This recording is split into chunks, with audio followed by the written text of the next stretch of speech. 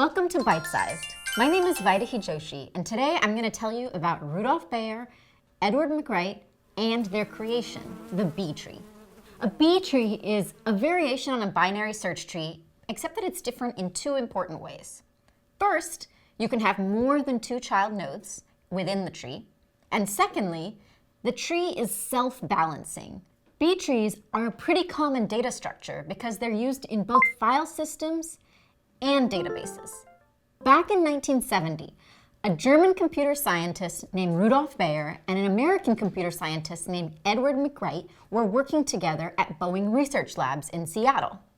The problem that they were both trying to solve was organizing and maintaining an index for a dynamically changing random access file.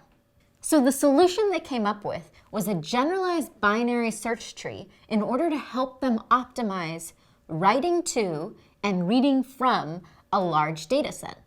The B tree came from their 1972 paper, Organization and Maintenance of Large Ordered Indices. But why did they call it a B tree? Even after their paper was published, people theorized about what the B stood for.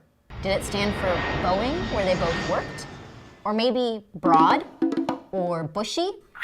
Or even Bayer? Ed McWright kind of answers this question. On his website, he's actually explained the story behind how they came up with the name. Ed and Rudolf were sitting together at lunch one day, and they innocently came up with the name. They wanted the name to be short and memorable and easy for people to recall when they needed to. So B tree was fulfilling all those categories. But B tree, the B, kind of alluded to a lot of different things. It paid homage to their employer, Boeing, but they didn't have to get permission to use the name. But it also suggested balanced. And it turns out that Rudolf Bayer was the first author in the paper, so the B could also stand for his name, Bayer. Ed McWright didn't really answer our question. He just kind of kept us guessing. He did say, however, that the more that you think about what the B in B tree stands for, the better you understand B trees. And maybe at the end of the day, that's all that matters. So thank you, Ed McWright and Rudolf Bayer, for your work on the B tree.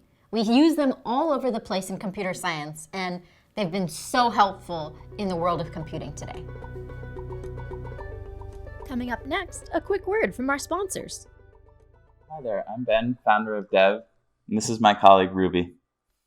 Today's episode of Byte Sized was sponsored by Heroku, which we use at Dev to power our site. It scales up, it scales down, it really gets out of the way when we need it to. I left an article below the video really going into the nuance of why we use it, why you might want to use it for your company or your personal project, and I hope you check that out.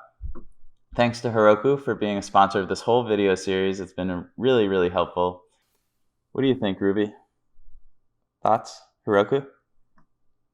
Ruby? I thought so.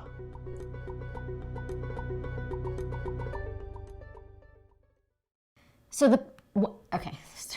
Wow. I want to say so many things and I get too excited and it's not even a sentence that comes out. Even after they're published was... The B tree was birthed from their paper... Birthed is a weird word. Oh, no!